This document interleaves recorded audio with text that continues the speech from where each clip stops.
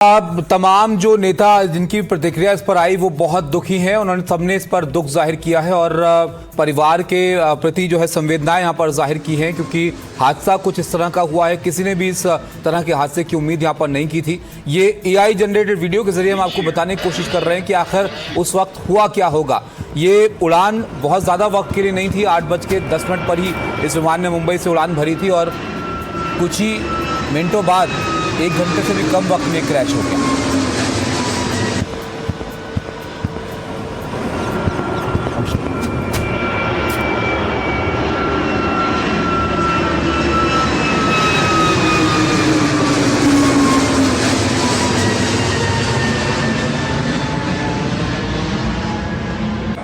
Wind shear, wind shear, wind shear.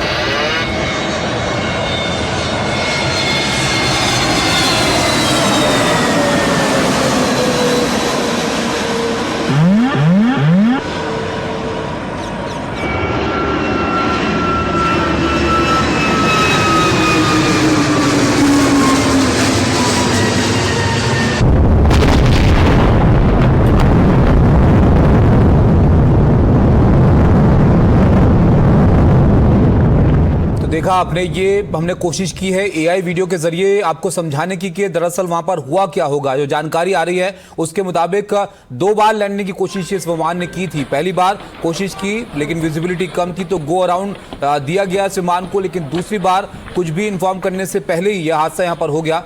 Jitendra, जो चीजें स्पष्ट अभी तक हो पाई हैं उसके जरिए आप बताइए, क्या कुछ इस हादसे को लेकर पता चल पाया है कि आखिरी मिनटों में वहां पर क्या हुआ होगा?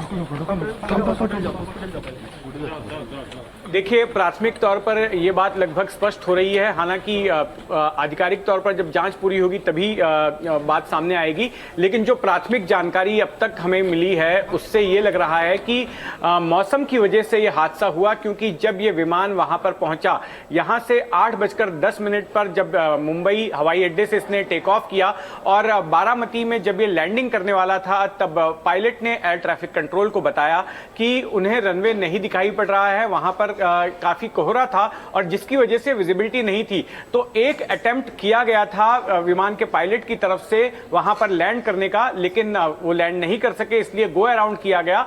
और दूसरा जब अटेम्प्ट कर रहे थे उस दौरान ये हादसा हुआ। दूसरे अटेम्प्ट से पहले हालांकि उन्होंने ये बात बताई एयर ट्रैफिक कंट्रोल को, पायलट ने, कि उन्हें रनवे दिखाई पड़ा है, लेकिन इसके बावजूद रनवे से पहले ही इस विमान ने टचडाउन कर लिया जमीन को और यह हादसा घटित हो गया।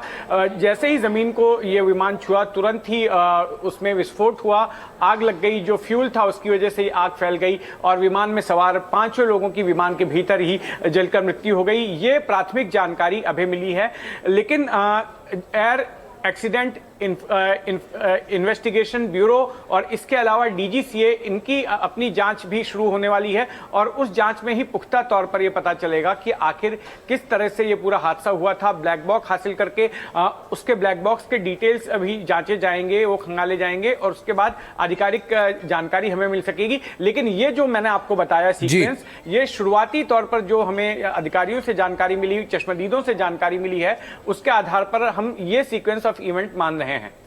बिल्कुल, अब और जांच यहां पर होगी जितेंद्र, तो और चीजें स्पष्ट यहां पर हो जाएंगी। जांच किस तरह से आगे यहां पर की जाएगी? अभी थोड़ी देर पहले जानकारी आई थी कि फॉरेंसिक टीम भी वहां पर ग्राउंड पर पहुंच गई है जहां पर यह हादसा हुआ था। जी हाँ, बिल्कुल, फॉरेंसिक की टीम भी मौके पर पहुंच गई है और जब भी इस तरह का हादसा होता है तो 3 से 4 तरह की जांचें जो हैं वो शुरू हो जाती हैं। स्थानीय पुलिस की जांच होगी, फॉरेंसिक की जांच होगी, इसके अलावा एयर एक्सीडेंट इन्वेस्टिगेशन ब्यूरो की जांच होगी और डीजीसीए की अपनी जांच होगी। इन तमाम जांचों का सिलसिला जो है अब शुरू हो जाएगा। और मैं आपको बता दूं कि इस हादसे के बाद अब तमाम महाराष्ट्र के बड़े राजनेता पहुंच रहे हैं बारामती की तरफ। उद्धव ठाकरे पहुंच रहे हैं, राज ठाकरे पहुंच रहे हैं, एकनाथ शिंदे जो महाराष्ट्र के दूसरे उप मुख्यमंत्री हैं वो भी पहुंच रहे हैं और कल 11 बजे जो विद्या प्रतिष्ठान है, बारामती का विद्या प्रतिष्ठान का मैदान, ये पवार परिवार से ही जुड़ा हुआ संगठन है, संस्थान है, वहां के मैदान में अजीत पवार का पूरे सरकारी सम्मान के साथ अंतिम संस्कार किया जाना है। और उस वक्त ये उम्मीद की जा रही है कि लाखों की तादाद में, ना केवल बारामती जिले के बल्कि वेस्टर्न महाराष्ट्र और राज्य के दूसरे हिस्सों से भी जो उनके समर्थक हैं, उनके कार्यकर्ता है, वो वहां पर पहुंचेंगे। बिल्कुल जितेंद्र, क्योंकि समर्थकों का तो हम आज ही देख रहे हैं, जैसे ही जानकारी मिली अस्पताल के बाहर बड़ी तादाद में लोग वहां पर इकट्ठा हो गए थे, क्योंकि अजीत दादा पवार बोल के लोग उनको पुकारा करते थे। बहुत लोकप्रिय नेताओं में से गिनती यहाँ पर अजीत पवार की होती थी महाराष्ट्र में।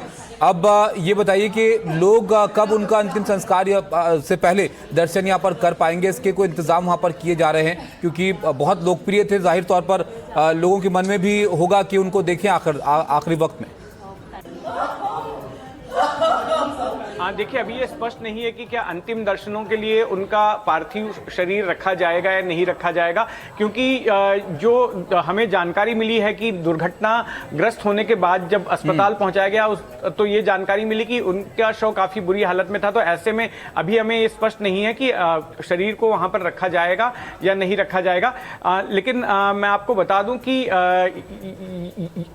अजीत पवार के इस अंतिम संस्कार में राज्य भर से बड़े पैमाने पर ऐसे लोग आने वाले हैं जिन्हें किसी न किसी तरीके से अजीत पवार से उनका लगाव रहा, जुड़ाव रहा। अजीत पवार एक अर्ली मॉर्निंग पॉलिटिशियन माने जाते रहे। इसका मतलब यह है कि वो सुबह जल्दी अपना दिन शुरू करते थे और 7 बजे, चाहे वो मुंबई में हो या बारामती में हो, उनके घर के बाहर लोगों का तांता लगना शुरू हो जाता था, उनसे मुलाकात करने के लिए, अपनी समस्या बताने के लिए या अपना कोई काम करवाने के लिए। और इसके अलावा वो सुबह के वक्त में जब उनकी हार हुई पिंपरी चिंचवड और पुणे महानगर पालिका के चुनाव में, तो उसके बाद उन्होंने सुबह 6:30 बजे अपने पार्टी के नेताओं की बैठक लगा दी और तब उनसे बात करते थे। तो वो इसी वजह से प्रसिद्ध थे कि वो सुबह के वक्त में ज्यादा एक्टिव हो जाते थे, अर्ली मॉर्निंग में। आपको याद होगा जो 2019 में जो उन्होंने शपथ भी ली थी अचानक अपने चाचा शरद पवार से बगावत करके, वो भी सुबह सुबह 8 बजे ले ली थी। तो he is known as early morning politician Maharashtra की राजनीति में। बिल्कुल, जाहिर तौर पर एक बड़ा नाम थे अजीत पवार, और जैसे कि आपने बताया तमाम एक्सपर्ट से भी हमारी बात हो रही थी, वो भी इस बात का जिक्र कर रहे थे कि वो बहुत सक्रिय रहते थे अपनी दिनचर्या में और सुबह से शाम तक उनके जो कार्यक्रम है वो लगे रहते थे। अब जितेंद्र, ये भी आप बताइए कि राजकीय शोक की भी यहाँ पर घोषणा की गई है और अंतिम संस्कार जो है राजकीय सम्मान के साथ किया जाएगा। ये किस तरह से इसमें चीज़ें होती हैं दर्शकों के लिए, अगर आप समझा पाएँ? जी हाँ, बिल्कुल। देखिए, एक तो राष्ट्रीय शोक, राजकीय शोक का ऐलान कर दिया गया है महाराष्ट्र में। तो जो मंत्रालय पर झंडा था, जो तमाम सरकारी संस्थानों पर भारत का तिरंगा फहराया गया था, उसको झुका दिया गया है। ये पहली बात। दूसरा कि कल जब उनका अंतिम संस्कार होगा तो उस वक्त सरकारी सम्मान के साथ में वो अंतिम संस्कार किया जाने वाला है, जहाँ पर पुलिस की एक टुकड़ी बुलाई जाएगी जो उन्हें सलामी देगी हवा में गोलियां दागकर। और उसके अलावा जो तमाम सरकार से जुड़े हुए, विपक्ष से जुड़े हुए और राज्य के बड़े राजनेता या जो बड़े चेहरे हैं, वो इस मौके पर वहां मौजूद रहेंगे। उनका पार्थिव देह जो है वो तिरंगे में उसको लपेटा जाएगा और पूरे सरकारी सम्मान के साथ में उनका अंतिम संस्कार होगा।